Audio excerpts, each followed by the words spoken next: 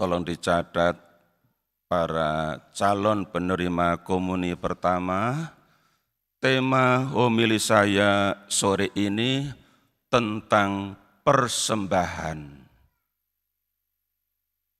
Para saudara-saudari yang dikasihi Tuhan, ada kata-kata bijak berbunyi demikian. Hidup adalah sebuah persembahan. Lakukan itu. Kata-kata ini terinspirasi oleh kata-kata bijak dari Santa Teresa dari Kalkuta. Baik, kalau pada kesempatan sore ini kita renungkan bersama bahwa hidup adalah sebuah persembahan yang dalam kenyataannya memang banyak orang telah melakukan hal ini. Kita lihat dari bacaan pertama tadi, diambil dari Nubuat Maleakhi bab 3 ayat 1 sampai dengan 4. Dikisahkan di ayat 3 bahwa orang-orang Yehuda dan Yerusalem mempersembahkan korban yang benar kepada Tuhan. Dan korban yang benar yang dipersembahkan kepada Tuhan ini menyenangkan hati Tuhan. Maka kalau sebuah persembahan, juga kalau hidup itu dipersembahkan kepada Tuhan dengan segenap hati, akan menyenangkan hati Tuhan. Para saudara-saudari yang dikasihi Tuhan, dari bacaan Injil yang diambil dari Injil Lukas bab 2 ayat 22 sampai dengan 40, juga disajikan beberapa orang yang dalam hidup mereka telah mempersembahkan apa yang pantas mereka persembahkan kepada Tuhan. Maria dan Yusuf. 40 hari setelah kelahiran Yesus, mempersembahkan kanak-kanak Yesus kepada Allah di Bait Allah di Yerusalem.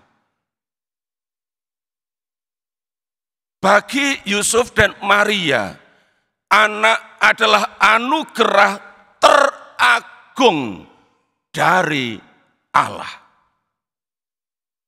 Dan Yesus yang lahir dari rahim Maria benar menjadi anugerah yang paling agung dari Allah. Karena dialah sesungguhnya juru selamat dunia itu. Maka Yusuf dan Maria mempersembahkan anak ini kepada Allah.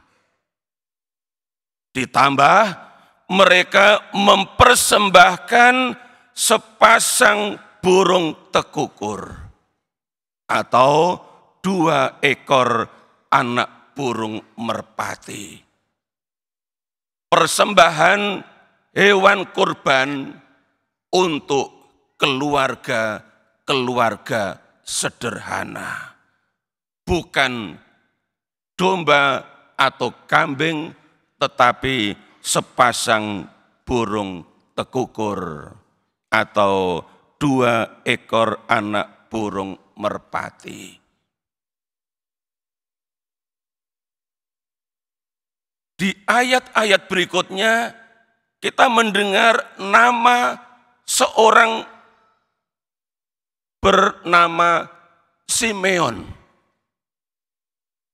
Dikatakan bahwa dia adalah seorang yang benar dan saleh. Yang sampai usia lanjut, ia terus-menerus mempersembahkan hidupnya, seluruh waktunya untuk menantikan penghiburan bagi Israel. Dan karena itu ketika dia datang ke bait Allah oleh karena dorongan Roh Kudus dan kemudian menyambut serta menatang kanak-kanak Yesus, dia mengucap syukur kepada Allah. Sekarang ya Tuhan, perkenankanlah hamba-Mu ini pergi. Kata pergi juga bisa berarti mati, meninggalkan dunia ini. Lalu dia berikan alasan, sebab mataku telah melihat keselamatan yang daripadamu. Para saudara, apa yang dilihat oleh Simeon? Yang dia lihat adalah seorang bayi umur 40 hari. Bayi yang lemah, bayi yang sederhana, tetapi matanya melihat keselamatan yang dari Allah dalam diri sosok bayi ini. Maka kalau dia melihat, itu juga berarti dia mengakui bahwa bayi ini adalah seorang juru selamat. Dia rela mati.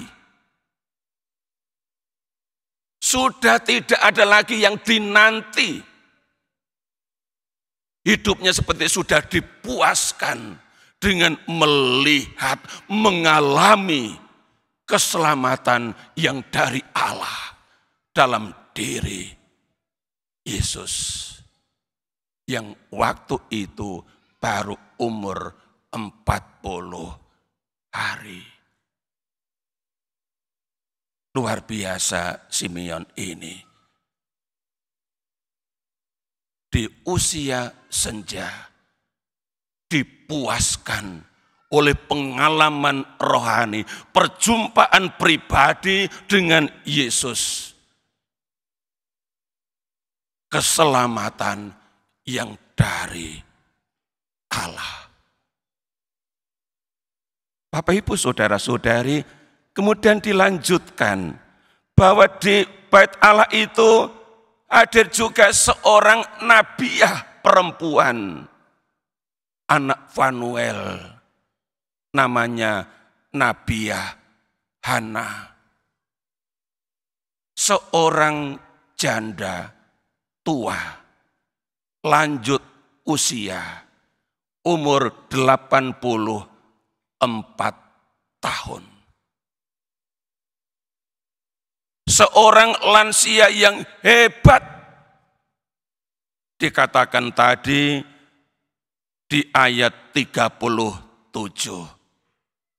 Dan sekarang ia sudah janda berumur 84 tahun.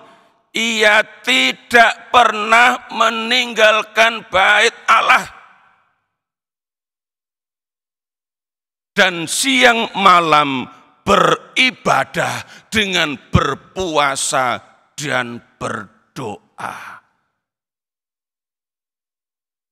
Adakah oma-oma di sini yang hadir dalam misa sore ini usia 84 tahun atau lebih, yang setiap hari tinggal di bait Allah, tiap hari tinggal di gereja ini, atau paling tidak tiap hari pergi ke gereja ini untuk beribadah, untuk berpuasa, untuk berdoa,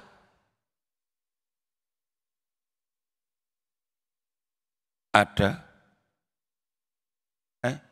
Ada enggak? Kalau ada layak menjadi nabiah zaman ini ya, nabi perempuan, rajin ke gereja, rajin beribadah, rajin berpuasa, rajin berdoa, mempersembahkan waktu di usia lanjut untuk Tuhan. Luar biasa. Di usia lanjut yang dipersembahkan adalah seluruh waktu untuk beribadah. Bukan untuk nonton YouTube di kamar.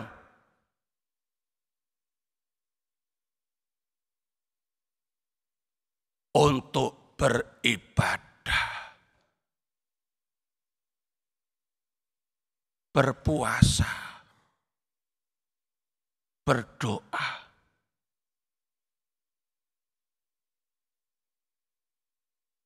Bapak, Ibu, saudara-saudari yang dikasihi Tuhan, hidup adalah sebuah persembahan.